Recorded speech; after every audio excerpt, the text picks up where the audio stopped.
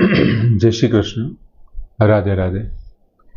मित्रों, 9मा श्लोकनी अंदर भगवाने बात करी कि भाई पुत्र, दार, गृह आदिशु अनभिष्वंग पहला कीधु अशक्ति, आसक्ति रहित थवानी वात छे।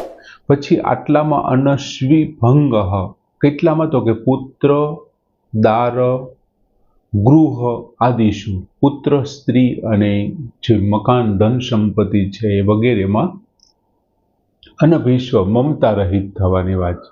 પછી જે કંઈ ઈષ્ટ અનિષ્ટ જે કંઈ પ્રાપ્ત થાય એમાં નિત્યમ ચ સમચિત્તત્વ, તને પ્રિય પ્રાપ્ત થાય કે અપ્રિય પ્રાપ્ત થાય પણ તારે કાયમને માટે, હંમેશને માટે ચિત્તને સમાન રાખવાનું છે, સમચિત્ત રહેવાનું છે, એવી વાત ભગવાને કરી એમ। અને ત્યાર પછી ભગવાન વાત કરે છે 10મા શ્લોકમાં ભગવાન કહે છે કે મયી ચ અનન્ય યોગેન ભક્તિ અવ્યભિચારિણી। સરસ મજાનો શ્લોક કે મયી ચ અનન્ય યોગેન ભક્તિ અવ્યભિચારિણી વિવિક્ત દેશ સેવિત્વમ અરતિ જન સંસદી। ભગવાન અર્જુનને સમજાવે છે જે આ 20 મુદ્દાનો કાર્યક્રમ છે કે આ 20 પ્રકારના એવા ગુણો છે કે જેમને પ્રાપ્ત કરીને તું તારા શરીર સાથેની તાદાત્મ્યતાને ઘટાડી શકે, તારા દેહાભિમાનને તું દૂર કરી શકે। એમાં અહીંયા ભગવાન કહે છે કે મયી એટલે મુજમાં, મારામાં, મુજ પરમેશ્વરમાં, અનન્ય યોગેન, અનન્ય યોગ દ્વારા ભક્તિ અવ્યભિચારિણી ભક્તિ હોવી। મુજ પરમાત્મામાં, મુજ પરમેશ્વરમાં અનન્ય યોગેન, અનન્ય યોગથી અથવા અનન્ય યોગ દ્વારા ભક્તિ અવ્યભિચારિણી ભક્તિ હોવી। તારી અંદર અવ્યભિચારિણી ભક્તિ હોવી જોઈએ, પણ શેનાથી હોવી જોઈએ? તો કે અનન્ય યોગેન, અનન્ય યોગથી પ્રાપ્ત કરેલી અવ્યભિચારિણી ભક્તિ હોવી જોઈએ। પછી શું કે છે? વિવિક્ત દેશ સેવિત્વ, વિવિક્ત દેશ સેવિત્વ, એકાંત અને શુદ્ધ સ્થળોમાં, શુદ્ધ સ્થાનોમાં, સેવિત એટલે રહેવાનો તારો સ્વભાવ હોવો, એકાંત અને શુદ્ધ સ્થાનમાં રહેવાનો સ્વભાવ હોવો। અને ત્યાર પછી છે અરતિ જન સંસદી, જન સમુદાયમાં અરતિ પ્રીતિ ન હોવી। આ 3 બાબતોની વાત કરી ભગવાને। એક અવ્યભિચારિણી ભક્તિ, પણ એમના માટેની શરત મૂકી કે અનન્ય યોગથી પ્રાપ્ત થયેલી હોવી જોઈએ। બીજું, એકાંત અને જે શુદ્ધ સ્થળમાં છે એમાં રહેવાનો તારો સ્વભાવ હોવો જોઈએ, રહેવાનો સ્વભાવ હોવો જોઈએ। અને ત્રીજું છે તને જન સમુદાયમાં પ્રીતિ ન હોવી જોઈએ। હવે દરેક વ્યક્તિ છે એ શું કરે છે? સંસારનો આશ્રય લે છે। અને સંસારનો આશ્રય લેવાથી શું થાય છે? તો કે એમનું જે દેહાભિમાન છે ને એ ચાલુ રહે છે, એમનું શરીર પ્રત્યેનું એમનું દેહાભિમાન છે ચાલુ રહે છે।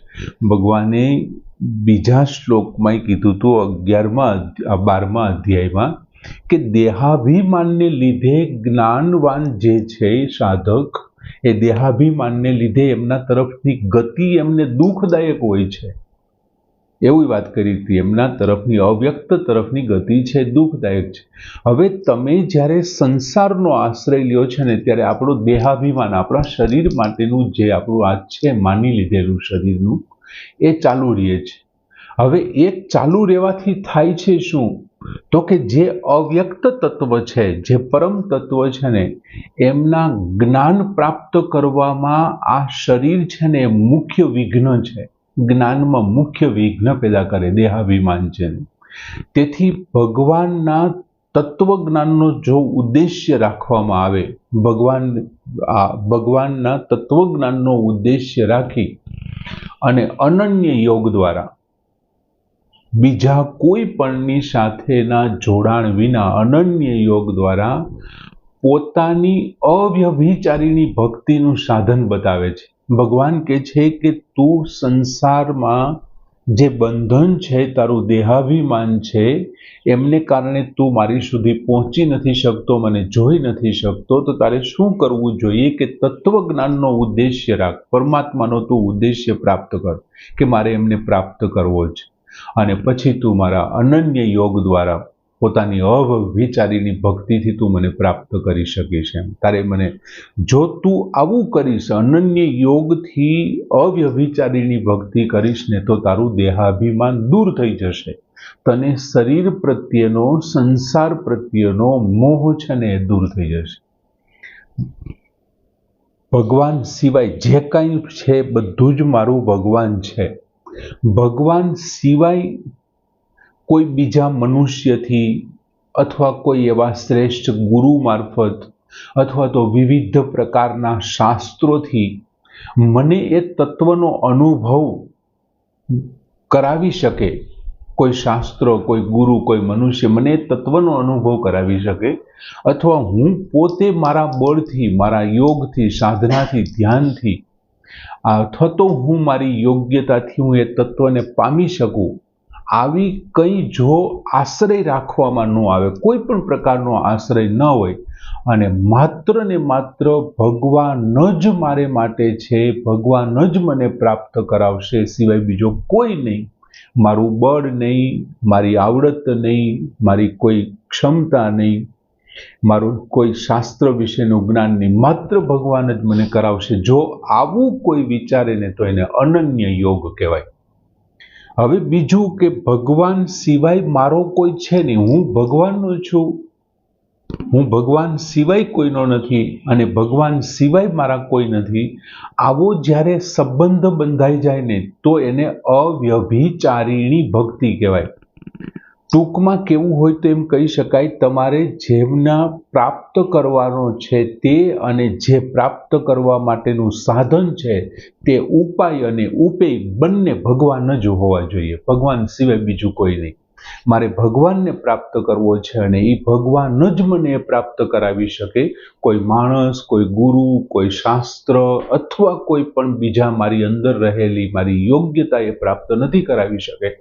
આવું જ્યારે મનમાં થઈ જાય તો એને અનન્ય યોગ, મને માત્ર ભગવાન જ કરાવી શકે, ભગવાન સાથેનો યોગ જ મને ભગવાન પ્રાપ્ત કરાવી શકે, અને મારો ભગવાન સિવાય કોઈ છે નહીં, અને હું ભગવાન સિવાય કોઈનો નથી, એ અવ્યભિચારીણી ભક્તિ કહેવાય.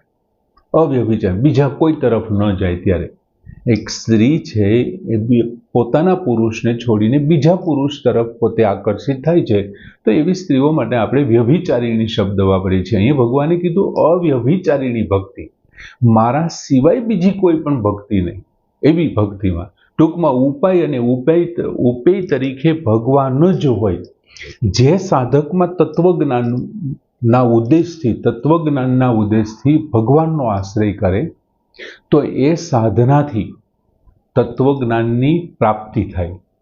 જો એમનો ઉદ્દેશ તત્વજ્ઞાન પરમાત્માનો હોય, તો એ સાધનાથી એમને ભગવાનની પ્રાપ્તિ થાય, પરમાત્માની પ્રાપ્તિ થાય.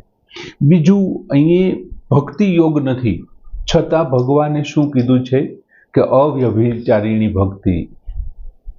ભક્તિ યોગની વાત નથી, અહીં જ્ઞાન યોગ ચાલુ થઈ ગયો છે, છતાં ભગવાને. પણ ખરેખર જ્ઞાન યોગના સાધકો છે ને, એ પણ બે પ્રકારના સાધકો હોય છે. એક છે ભાવ પ્રધાન. ભાવ પ્રધાન સાધક એટલે કોણ? તો કે ભક્તિ પ્રધાન સાધક. અને બીજા જે છે ને એ જ્ઞાન વિવેક પ્રધાન સાધન. અને વિવેક પ્રધાન એટલે કોણ? તો કે જ્ઞાન પ્રધાન. અહીં જેમનું વર્ણન છે ને, આ શ્લોકમાં જેનું વર્ણન છે ને, ભાવ પ્રધાન જ્ઞાન માર્ગના સાધકનું વર્ણન છે, જે ભક્તિને પણ એટલું જ મહત્વ આપે છે. બીજું, ભગવાને અહીં એક બીજો શબ્દ વાપર્યો, વિવિક્ત દેશ સેવિત્વ, એટલે એકાંત સ્થળમાં, એકાંત અથવા તો શુદ્ધ સ્થાનમાં રહેવાનો સ્વભાવ હોવો. હવે અહીં કહેવા શું માંગે છે કે ભાઈ, મારે એકાંત સ્થળમાં જઈ, એકાંતમાં પરમ તત્વનું ચિંતન કરવું છે, મારે પરમ તત્વનું મનન કરવું છે, મારે ભજન કરવું છે, સ્મરણ કરવું છે, મારે એકાંત સ્થાનમાં, એકાંત અને શુદ્ધ સ્થળે જઈ અને પરમાત્મામાં જેમનું વર્ણન છે એવા શાસ્ત્રોનો સ્વાધ્યાય કરવો છે. વૃત્તિ, મારી જે કાંઈ વૃત્તિ છે અથવા જે કાંઈ મારી સાધના છે, એમાં કોઈ બાહ્ય વિઘ્ન ન આવે, વિઘ્ન ન નાખે, એટલા માટે મારે એકાંત સ્થળમાં જવું છે. હું કોઈની સાથે નહીં અને કોઈ મારી સાથે નહીં, હું એકલો હોઉં, આવી જેનામાં અભિલાષા રહે છે એવા વ્યક્તિઓને શું કહેવાય? વિવિક્ત દેશ સેવિત્વ, એકાંત અને શુદ્ધ સ્થાનનું સેવન કરવાનું ઈચ્છતો સ્વભાવવાળો, કે ભાઈ મારો કોઈ સાધનામાં ભંગ ન થાય એટલે. પણ હવે અહીં એક વસ્તુ એ પણ ધ્યાનમાં રાખી કે ભાઈ દરેક વ્યક્તિને આવું એકાંત મળવું શક્ય નથી. આપણે જે કાંઈ સાંસારિક જીવનમાં છીએ તો જે જગ્યાએ છીએ, સંસારમાં જે જગ્યાએ છીએ, તે સંસારનો સતત વિયોગ થતો જાય છે. સંસાર છે સતત આગળ વધતો જાય છે, આપણે એનાથી વિયોગ થતો જાય છે. આવું જે સતત વિચારી રાખે ને તો પણ એમને એકાંત મળી જ રહેશે.